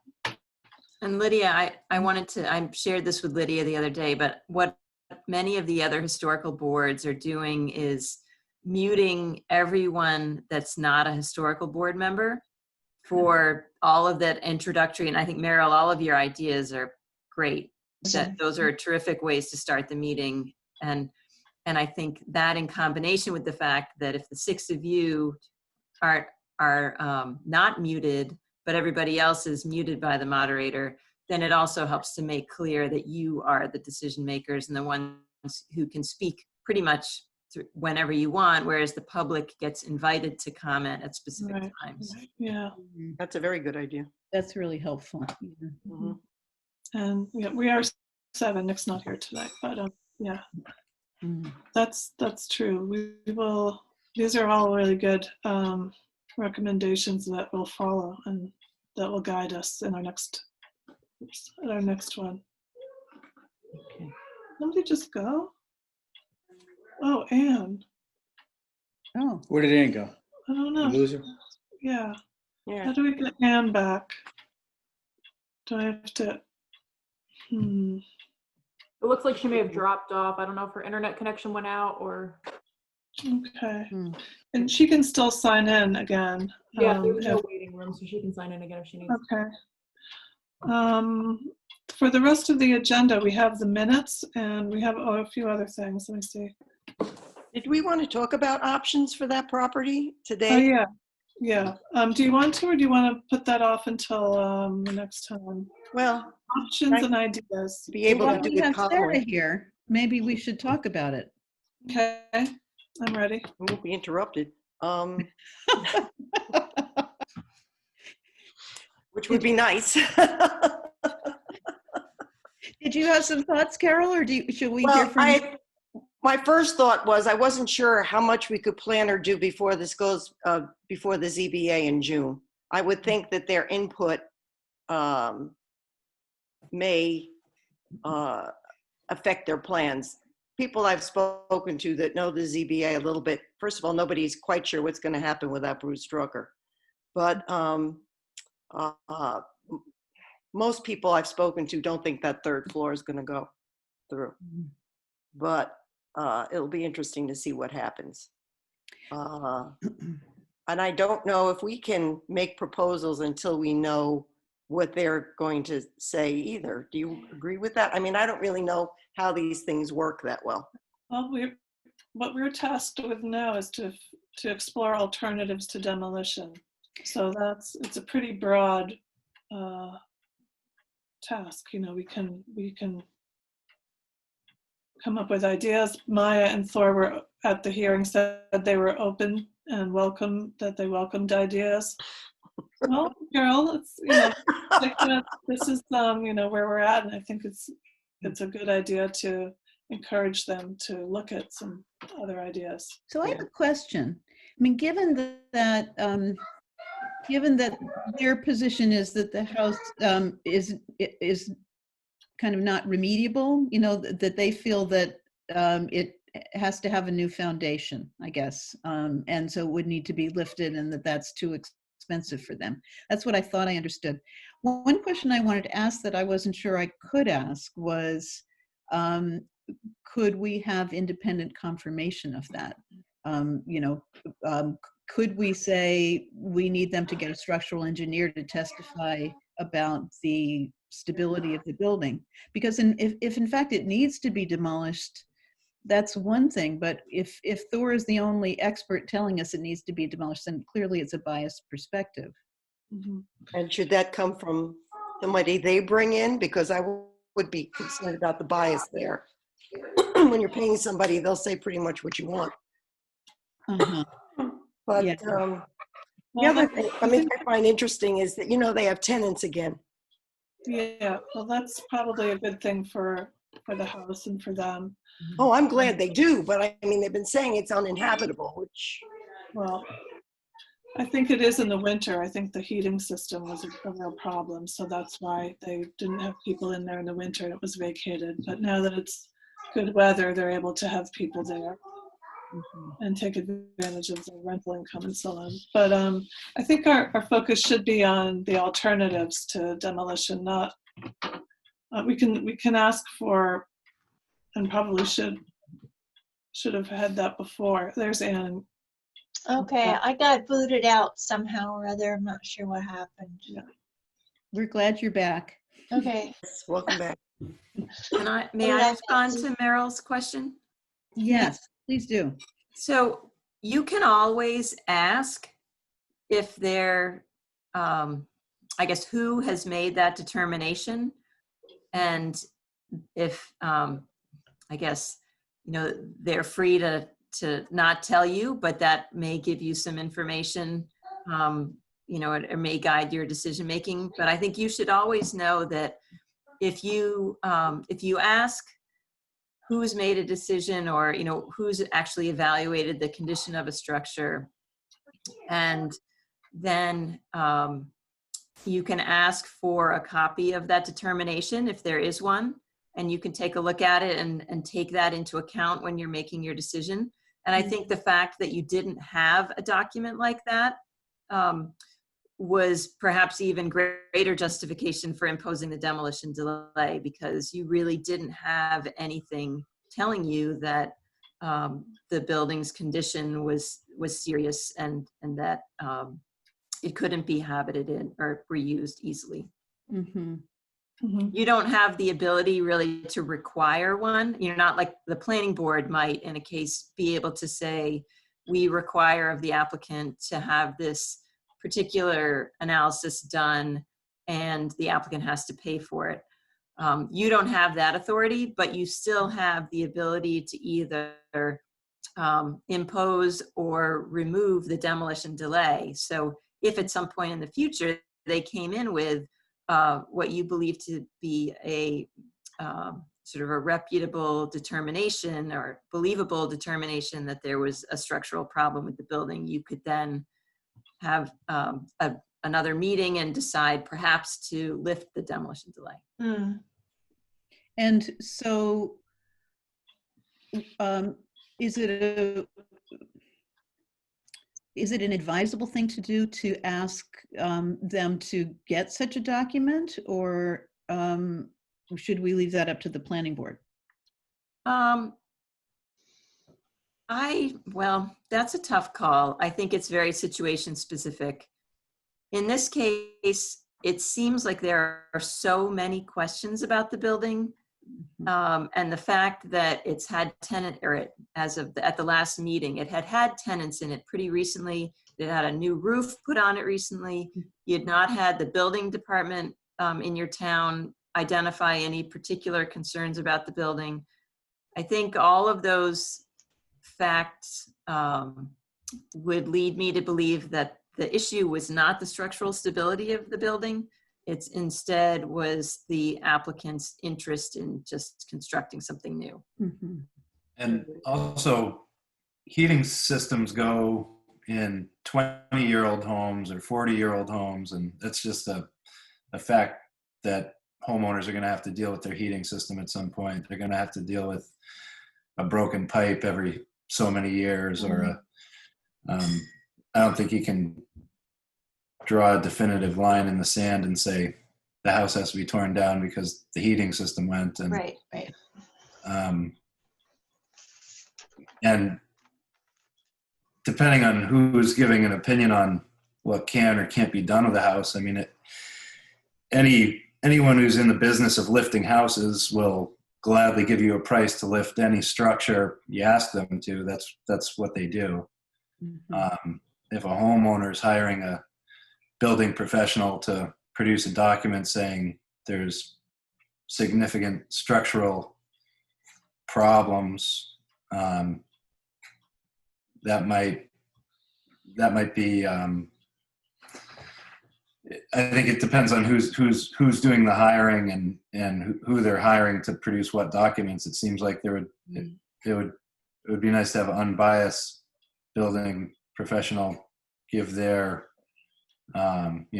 professional advice on what kind of structural damages are involved in any particular project. I'd like to see it unbiased too. I would be concerned if they're doing it on their own, they're going to find somebody who will support what they want.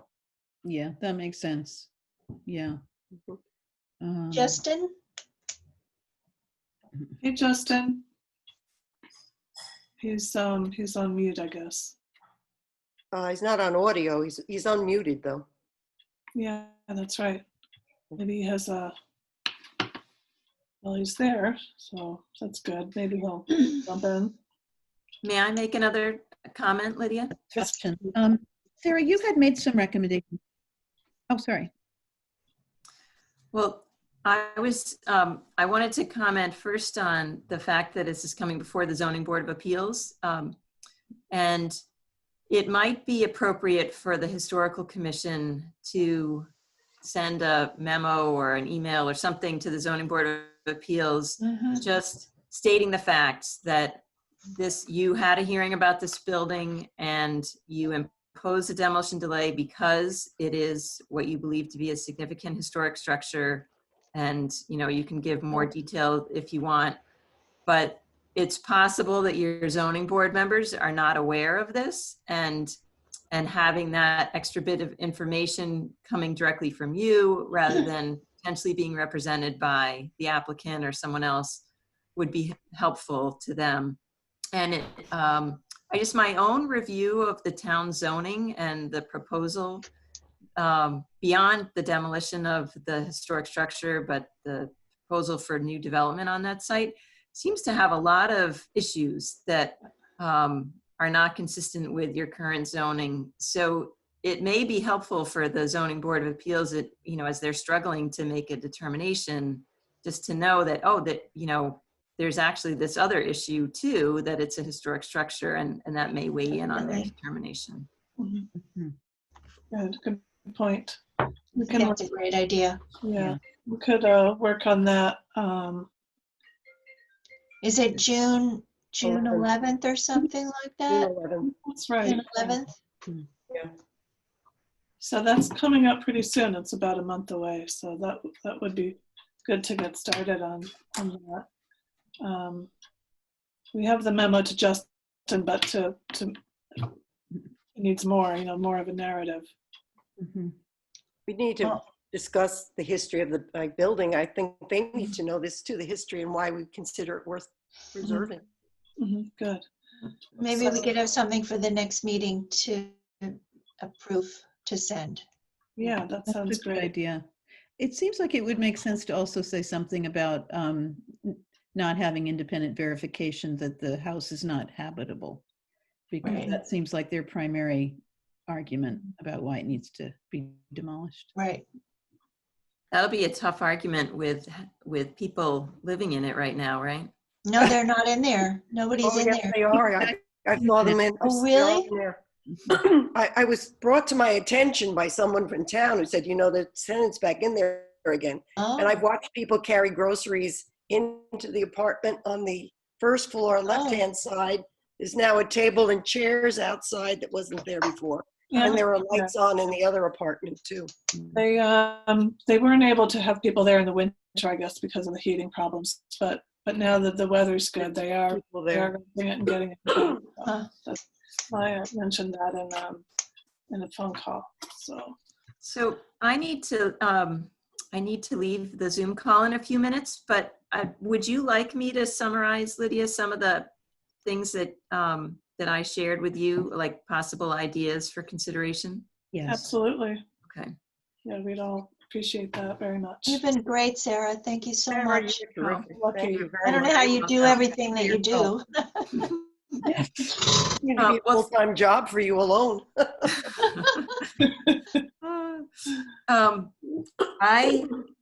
I reached out to a couple of architects and to Preservation Massachusetts to ask if they could provide some assistance, design assistance. Unfortunately, I haven't heard back formally from anyone. I think obviously the pandemic is changing the way most people work. Yeah. So with that in mind, I guess what I'm thinking of trying to do is get someone on my staff to just help us visualize a few ways that an addition could be put onto this building, or that a small portion of the building could be demolished and then an addition created that could allow, you know, the majority of the historic structure to remain and still to support a few housing units, as well as the 1,800 square feet that they had identified they needed for their for the fitness center. And so I think obviously this wouldn't be architectural drawings. These would really be more visualizations, but to just show that there are a bunch of options, and we would make sure that those options comply with the town's zoning setback requirements and the lot coverage requirements, things like that. But we would show that there are several different ways they could orient an addition, you know, to make it either more modern or more traditional looking. It could be maybe oriented towards Main Street rather than towards Briar Lane. Anyway, a variety of options. And I'm hopeful that that would be one way of showing that there are different things for them to consider besides demolition. But then, you know, given the situation in the pandemic, and I think the unfortunate fact that a lot of retail establishments will be impacted by this, I think that they should revisit the idea of, is there another property in town that would be an appropriate location for the business too? And that seems like a fair question to ask. And frankly, it might be best for them to not embark on a big financial investment project right now, and instead to continue renting out residential units in this building, and possibly there'll be someone who, you know, invites them into a different space in town. So that's sort of the summary. One of the properties that we hadn't brought up with them is that foundation that's near VR's on Route 6. The was considered as a pot shop. They have dropped out of the picture, but that foundation is already there on that property, and it certainly has room for parking. It is certainly accessible from Route 6. And when I drive by it, I keep thinking, boy, you could put a gym here and people would be fine with it. I know that she can't get a mortgage except for her business, is my understanding. And that's the impetus for getting the business into that house. But if the business could be someplace else, I wonder if that would be more acceptable. I guess that reminds me of one last thing, I'm sorry. That to the extent that that building is used for year-round housing, there are some organizations on the Cape that strongly support that. The Housing Assistance Corporation is one of them. And they have some programs. We haven't really been able to contact them about this because they're so busy with things related to the pandemic, but they may actually be able to provide a little bit of financial support for the maintenance of those year-round housing units, which could be in their interest financially also. That would be great. Yeah. Yeah, I think she had looked into community development partnership at one point, but the income piece didn't quite work. But things are different now, so maybe it is worth another look. That is something to consider for sure. I just heard from Justin. He said, having issues with internet or Zoom, call me after. So he's able to join us. But thank you so much, Sarah. That was a good summary and really reasonable, and things that we should pursue. Okay, great. Anyone have any questions for me before I leave your meeting? Nope. So Thank you, Sarah. Thank you. You're you doing a wonderful Thank you so job. much. Thank you. Keep Grateful. up the good work. Yeah, thank you. Thanks, Sarah. Well, enjoy the rest of the week. And so now I think we should quickly look at the agenda. Minutes, treasury report, correspondence. Minutes and maybe. Yeah, do you Yeah. want me to, I don't know. I can Let's see, probably- share screen? Yeah, that would be great. Oh dear, let's see. Okay, desktop. Okay. I'll be right back. Oh no. That is not right. I think you're almost there, I think. I think it's just behind, I think it's behind, like if we minimized, oh no. Try again, Ann. Where'd she go? Oh no. She's not there anymore. Well, she'll come back. I'm here. Okay, you're there, but I think Ann, Anne's gone. Oh dear. because she'll come back. Do any of you have the minutes available? I have them. I can share the screen and we can look at them. Here comes Ann. She's back. I don't have them here. Okay. All right, I want to share my screen. I don't know, can I share my screen? I believe so, yeah. Okay, share screen. Mm-hmm.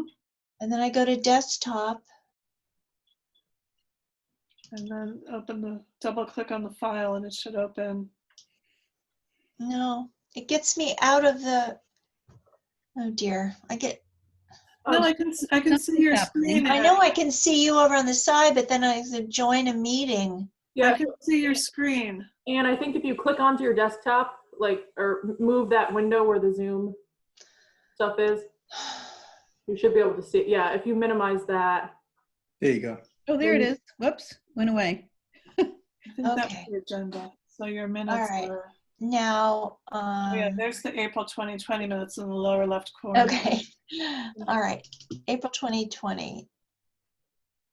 There we go. I don't know if you can see that or not, but should I read it? Sure, I can read that. Yes, You can Can read you it. read that? First, yeah, we Yeah, can. we can read it. Okay, We'll read it. all right.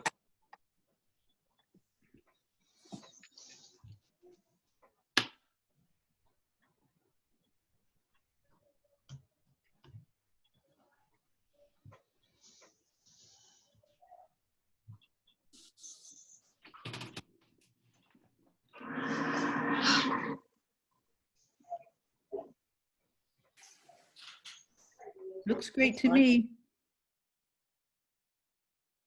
Okay, so that's a motion to approve the minutes from Merrill. Is there a second? Seconded. Okay, that's Merrill and Carol. All in favor? Aye. Aye. Aye. Great, thanks. And then we have the Hearing. yeah, the hearing minutes, great.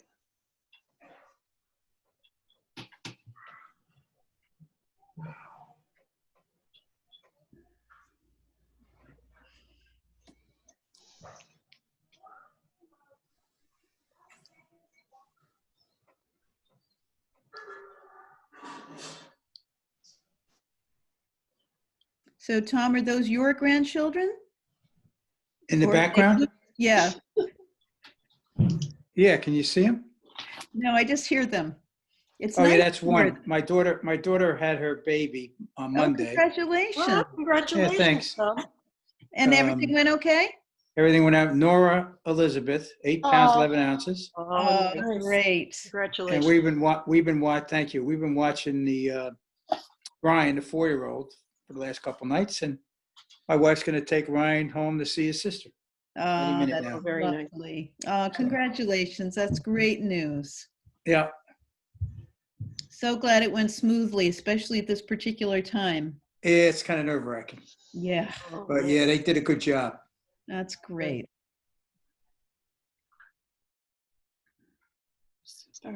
Everybody read this? Yeah. Yeah, it's fine. We've approved it and seconded. What's that? We approved it. Oh, you did? Yep. The hearing? Okay. hearing. This is the second one. Oh, not the hearing, the first one. I haven't seen The the hearing. hearing. Oh, Yep, the hearing's on the screen now. it and- is? Oh, sorry. I'll move to. Okay. Okay.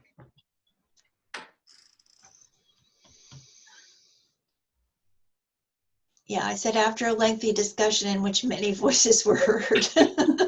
Very good. Very, very diplomatic. Very diplomatic, true. Is there a motion to approve these? I Yes. move to approve the minutes of the hearing. I second the motion. All in favor? Aye. Aye. Aye. Super. And then I think, oh, for the rest of the agenda, we have, let's see here. And if you would close out of that screen, we can look at the agenda, or if you want to just read the agenda items remaining. What's next on it? If you have it handy, or No, I don't have that. I have it. Share. Historic Preservation Plan, Community Preservation, Form B, Historic Buildings Inventory. okay. Yep, Tom could speak to that. Yeah, I've been in contact with Lynn. Lynn's been working this. We did send, if you remember, we did send with some input from the team, the historic buildings that we wanted her to start working on. Mm-hmm. Baker Ave, Pine Point Road, Main Street, Briar Lane, Ryder Court, School Street. We put all those in an email to her. She's been working on with the assessors database. She's compiled a list of 54 prospective property forms. She's been doing a lot of research with vital records, census, assessors, record maps, deeds, etc. And she's starting with Briar Lane and Ryder Court, and she's taken some photographs. She didn't go into detail on which ones. She's found the 1858 map online, but was looking for some other maps that I was not aware of. I thought I'd get a hold of the Historical Society. I don't know if they're there or not, but at least they can tell me if they have the 1880 and 1910 maps to help her out. Mm-hmm. So that's basically it. We're just going back and forth with notes on which ones I want her to focus on right now. Mm-hmm. That sounds good. But now with the nice weather, she's looking to start taking some pictures where she can see the homes versus the leaves start coming out and the trees kind of block things. So she seems to be pretty excited about what she's doing here. So I feel pretty good about her. Oh, that's great. That's great. Thank you for taking that in hand. Yeah, no problem. Has the Community Preservation Committee met at all by Zoom recently? Nah, we haven't met at all. We're meeting the third Wednesday of the month, whatever that is. Mm-hmm. With the situation we're in, we haven't really got any feedback from the state on our budget. So I think we're going to meet just to discuss where the heck we are and what projects we want to approve, et cetera. So everybody's kind of up in the air on what our next steps are. I see. But we are having a meeting. I think it's the 20th. I take that back. It's the 13th. Of next month, or? No, 13th of this month. That's next week. Oh, okay.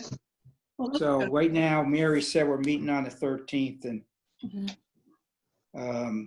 hopefully she's got some answers from the state. But I get direct notes from the Commonwealth, and right now they're struggling on how to disperse the extra dollars we were going to get, or the town's going to get in Massachusetts. So Sure. everybody's kind of up in the air. Yeah. And town meeting now has been postponed to, I believe, October 5th. Spring. Right. Yeah. So, well, good. Well, thanks, Tom, and thank you for those minutes too. The last thing on the agenda, we still have, you know, those to proofread the Form Bs from earlier, and I think maybe the best thing is for me to send some out 5 at a time for people to print and proofread. That'd be fun. I do have a set, and I will continue. I'm still trying to track down some dates on some of them from the Historic Society. Okay. But I will get to them. I've been kind of buried with Historic Society stuff lately. Sure. The building is looking so beautiful every time I go by it. Yeah. Planned the whole summer, and now we have to go back and unplan and figure out different things. And it's just been quite a lot of work. I'm sorry I haven't gotten to those. It's okay. Future concerns, historic preservation zoning incentives. I think Justin was going to look into the status of those in Chatham, but so we're not, that's kind of in the future, but it would be a good thing like if you needed to lift a building and you still needed to meet the 30-foot height requirement, you could get a variance on that if you restored the building. That's kind of an example. That might, you know, that could come up one day, but it all has to go, zoning bylaws have to go to town meeting, so that's a distant thing. And the other, well, the future concern that we'll have for our June 3rd meeting is the letter to the zoning board, the memo to the zoning board in preparation for their June 11th meeting. Another thing is June 3rd, that's, you know, the first Wednesday of the month. And it's great that Courtney was able to host this meeting, and it sounds like if that'll work going forward. If there's any change, we might change the time of the meeting or something like that. But right now it's looking good for June 3rd again at 5 o'clock. Okay. Lydia, could I say something? Sure. I just thought it might be, I don't know, proactive or something, to send a letter to the Pickards who bought 150 Chequesset Neck Road, which I drafted, and I can just read it to you. It just takes 1 second. So, on behalf of the Wellfleet Historical Commission, I am writing to congratulate you on your recent purchase of 150, can you hear me? Yes. Okay, 150 Chequesset Neck Road. You certainly can be proud to be the stewards of a uniquely historic property, and it is with pleasure that we recognize the fact that it is now owned by a long-standing local family. We thought that you might enjoy having a copy of the enclosed Form B, which was recently updated, giving the history of the house and land. Best wishes, Anne Fry, Secretary, Wellfleet Historical Commission. I don't know. It's just something I thought of to prompt them to think about the fact that they have historic property. I don't know. All the information that I've been able to gather, I've been speaking to him, or he actually came to speak to me. And it's not really on the agenda, so we can certainly have it as a future concern, you know. I like that idea, though, when people buy historic houses, to have a letter go out, because they might not have the updated Form B. I know they had the old Form B all the time that it was being shown and everything, but it's a nice gift, and it's a nice way to let them know that we're here and that we care. Yeah, very much so. I think it's a great idea. So yeah, I feel like we could talk about it on the 3rd and approve it then, rather, because it's not on the agenda right now. Okay, don't we have a new business thing? Like, don't we have a new business? We have future concerns. Okay.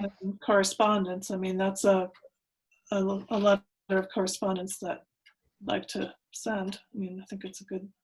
Well, it's under correspondence. Can we do that then? I think that I'm going to say why. I think it's important to get it out now. Yeah, I do too. Okay. They bought it in February. Okay. it's not a, I mean, not that invested in it, No, but no, I I'm just, think it's a good thing. Yeah. Yes, it's a letter, you know, it's a. just a letter Yeah. and sending them the new Form B. Mm-hmm. That's true. We could kind of, maybe for our next meeting, we'll say that's something that we can do going forward is when there's a sale or when there's, you know, we can do a kind of outreach that's sharing the Form B, the recent Form B when there's a new one. Yeah, I think that's a great idea. I think it's Okay. a very good idea. Yeah. People don't know sometimes what they bought. Right. And they don't know that there is a historical commission or a historical society even. Well, they do, but. Something's going on there because I saw like a tract going down from the road by the blueberry bushes, like through that mess that's on the side of the road there. I don't know. It's been, it looks like a big truck went down there or something. So who knows what's. I know that with when they were talking about that house before, the previous owners have rights to those blueberry bushes. Right, I know, but there's something happening down in there, so. That's just as an aside. And okay, I think I don't care. It's up to you guys if you want to do it now or later. I think it's fine to go ahead. Okay. The special circumstances, and it is a letter that you're sharing some information from the commission. Sounds okay. So, do you need to vote on it or not? What's that? Do you need to vote on it or not? I don't think, I'd rather not vote on it because it's not really on the agenda. Okay, so it's just it's a correspondence item, kind of sharing consensus. information. Maybe we Yeah. can vote on whether we're going to do it as a regular thing next meeting. Yeah, Should we put it on the agenda for that? Yeah, yeah. Okay. Okay, so now it's about 7:12 and you're probably all hungry. Yes. Very much. All right, so is there anything else you do for future concerns? And if not, we'll have a motion to adjourn. I'll make a motion to adjourn. Okay, is there a second? I do. Okay, and all in favor? Aye. Well, thank you, and thanks everyone so much. I thought that was a good meeting.